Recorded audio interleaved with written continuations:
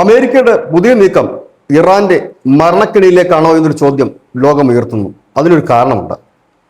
കൃത്യമായി പറഞ്ഞാൽ 100 വർഷം മുമ്പ് 1915-16 കാലഘട്ടത്തിൽ ബ്രിട്ടൻ ആംബിസ് ഓപ്പറേഷൻ എന്ന് പറഞ്ഞൊരു ഓപ്പറേഷൻ നടത്തുകയുണ്ടായി. ഡാർനല്ലസ് കടലെടുക്ക് പിടിച്ചെടുക്കുന്നതിന് വേണ്ടിയിട്ടുള്ള ഓട്ടോമൻ സൈന്യത്തെ പരാജയപ്പെടുത്തുന്നതിന് വേണ്ടി തുടങ്ങിയ ഒരു യുദ്ധം. ആ യുദ്ധത്തിൽ ബ്രിട്ടൻ മാത്രമായിരുന്നില്ല, ബ്രിട്ടന്റെ കൂടെ ഓസ്ട്രേലിയൻ, ന്യൂസിലൻഡ് അടക്കമുള്ള സൈനികരുമുണ്ടായിരുന്നു. ഏതാണ്ട് 4,80,000 സൈനികരാണ് ആ ഒരു ഓപ്പറേഷനിൽ പങ്കെടുത്തത്. ഈ കടലെടുക്ക് പിടിച്ചെടുക്കുക, ഓട്ടോമൻസ് സാമ്രാജ്യത്തെ തകർക്കുക എന്നുള്ളതായിരുന്നു. ആ ഒരു യുദ്ധത്തിൽ ബ്രിട്ടന് നേരിട്ടത് കനത്ത സൈനിക നഷ്ടമായിരുന്നു. 2.5 ലക്ഷം സൈനികർ കൊല്ലപ്പെട്ടു. ഇല്ലാതായി എന്ന് പറയുന്നതാകും കുറച്ചുകൂടെ വ്യക്തം. 46,000 സൈനികരെ കൊല്ലപ്പെട്ടിട്ടുള്ളൂ എന്നാണ് ബ്രിട്ടൻ ഇപ്പോഴും പറയുന്നത്. ഗല്ലിപ്പോളി പിടിച്ചെടുക്കുന്നതിന് വേണ്ടിയിട്ടുള്ളതായിരുന്നു. അതിന് സമാനമായ നീക്കമാണ് ശ്രീമാൻ ഡൊണാൾഡ് ട്രംപ് നടത്തുന്നത്. ഖാർഗദ്വീപ് പിടിച്ചെടുക്കുക. ഈ സെപ്റ്റംബർ മാസത്തിൽ അമേരിക്കയിൽ നടക്കുന്ന തെരഞ്ഞെടുപ്പിന് മുമ്പ് താനൊരു വീരനായകനാണെന്ന് ലോകത്തിന് മുമ്പിൽ അറിയിക്കുക. ഇതാണ് ട്രംപ് ഉദ്ദേശിക്കുന്നത്. പക്ഷേ അത്ര എളുപ്പമല്ല.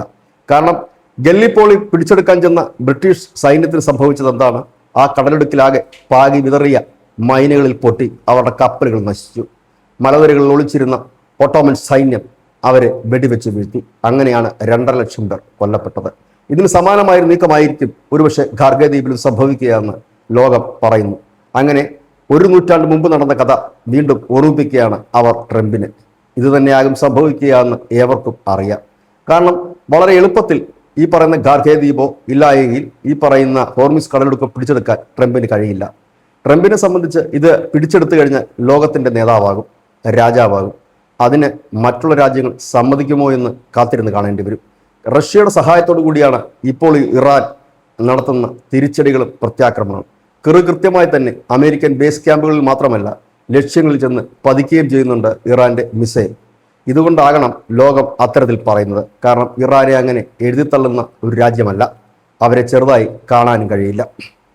കഴിഞ്ഞ 26 ദിവസമായി യുദ്ധം തുടരുകയാണ്. ആ 26 ദിവസത്തിനകം ഇറാന്റെ ആയുധബലത്തിലോ ഇല്ലെങ്കിൽ പോരാട്ട വീര്യത്തിലോ കുറവ് വന്നതായി ആർക്കും അറിയുകയുമില്ല. ഇവിടെയാണ് ട്രംപിന്റെ പുതിയ നീക്കം ഫലം കാണുമോ എന്നൊരു സംശയം ഉയരുന്നത്. ട്രംപിനെ സംബന്ധിച്ച് യുദ്ധം തീർക്കേണ്ടതായിട്ടുണ്ട്. ചർച്ചകൾ പല വഴിക്ക് നടക്കുന്നുണ്ട്. അതിലൊന്നും വലിയ കഥയില്ല. ഏതായാലും ട്രംപിനെ സംബന്ധിച്ച് ഖാർഗദ്വീപ് പിടിച്ചെടുക്കുക, ആ ദ്വീപ് പിടിച്ചെടുത്ത് ആ എണ്ണ വ്യാപാരം കൈക്കലാക്കുക. ഇപ്പോൾ കഴിഞ്ഞ ദിവസം അദ്ദേഹം പറഞ്ഞത് ആ ഹോർമിസ് കടലെടുക്കിന്റെ പേര് തന്നെ അദ്ദേഹം മാറ്റി. ട്രംപ് കടലെടുക്ക് എന്നാണ് പുതിയ പേര്. ഏതായാലും അദ്ദേഹം അബദ്ധത്തിൽ പറഞ്ഞതാണോ അതോ സീരിയസ് ആയിട്ട് പറഞ്ഞതാണോ എന്നറിയില്ല. ട്രംപ് കടലെടുക്കെന്നാണ് അദ്ദേഹം പ്രസംഗത്തിൽ ഉപയോഗിച്ച വാക്ക്. പിന്നീട് അദ്ദേഹം ഹോർമിസ് എന്ന് തിരുത്തി പറയുകയും ചെയ്തു.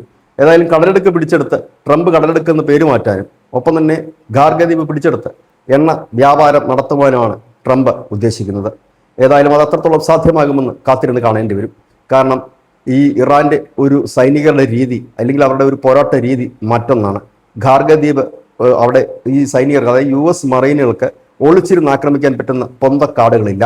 ഇല്ലെങ്കിൽ മരുഭൂമി നിറഞ്ഞ ആ പ്രദേശത്ത് നിന്ന് അവരെ ആക്രമിക്കുക ഇറാന് കുറച്ചുകൂടി എളുപ്പവുമാണ്. അത്തരത്തിലുള്ളൊരു ദ്വീപ്, കേവലം 8 കിലോമീറ്റർ ദൈർഘ്യമുള്ള ഒരു ദ്വീപാണ്. പിടിച്ചെടുക്കാൻ വളരെ എളുപ്പവുമാണ്. പക്ഷെ അത് വിട്ടുകൊടുത്താൽ ഇറാൻ അതോടുകൂടി തീരും. കാരണം ഇറാന്റെ സാമ്പത്തിക നട്ടെല്ലാണ് ഈ കൊച്ചു ദ്വീപ്. ആ ദ്വീപിലേക്കാണ് ട്രംപും സേനയും ഇപ്പോൾ നീങ്ങുന്നത്. കൂടുതൽ യുദ്ധക്കപ്പലുകൾ അങ്ങോട്ടേക്ക് നീങ്ങുന്നു എന്നുള്ളതാണ് പുതിയ വാർത്ത. ഇറാനാകട്ടെ സർവ്വസജ്ജമായി അമേരിക്കയെ തീർക്കാൻ ഒരുമ്പെടുകയാണ്.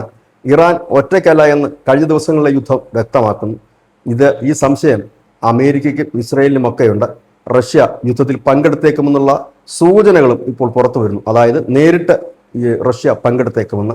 കഴിഞ്ഞ ദിവസം ക്യൂബയിലേക്ക് ഒരു എണ്ണ ടാങ്കർ അയച്ചുകൊണ്ട് റഷ്യ തങ്ങളുടെ ആ പോരാട്ട വീര്യം നശിച്ചിട്ടില്ല എന്ന് അമേരിക്കയെ ബോധ്യമാക്കുകയും ചെയ്തു.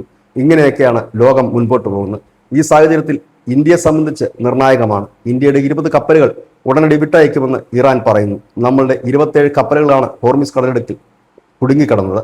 അതിൽ ഏതാണ്ട് 6ഓളം കപ്പലുകൾ തിരിച്ചെത്തിയിരിക്കുന്നു. 20-21 കപ്പലോളം ഇപ്പോൾ ഉടൻ ആ ഹോർമിസിൽ നിന്നും പുറത്തു കടക്കുമെന്നാണ് പുറത്തു വരുന്ന വാർത്ത. ഏതായാലും നമ്മളെ സംബന്ധിച്ചത് ആശ്വാസകരമാണ്. പക്ഷേ എണ്ണയെ സംബന്ധിച്ചത്ര ആശ്വാസകരവുമല്ല.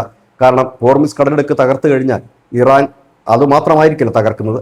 ചുറ്റുമുള്ള അറബ് രാജ്യങ്ങളിലെല്ലാം അവരുടെ എണ്ണ സംഭരണശാലകളും എണ്ണ ഉൽപ്പാദന കേന്ദ്രങ്ങളും പ്രകൃതിവാതക LNG LPG സംഭരണശാലകളുമെല്ലാം അവർ തകർക്കാൻ സാധ്യതകൾ ഏറെയാണ്. ഇവിടെയാണ് എല്ലാവരും ഗല്ലിപ്പോളി ട്രംപിനെ ഓർമ്മിപ്പിക്കുന്നത്. ഇത് തന്നെയാണ് ന്യൂസിൻ്റെ മലയാളത്തിന് ഇന്നത്തെ പോയിന്റ്. നന്ദി, നമസ്കാരം.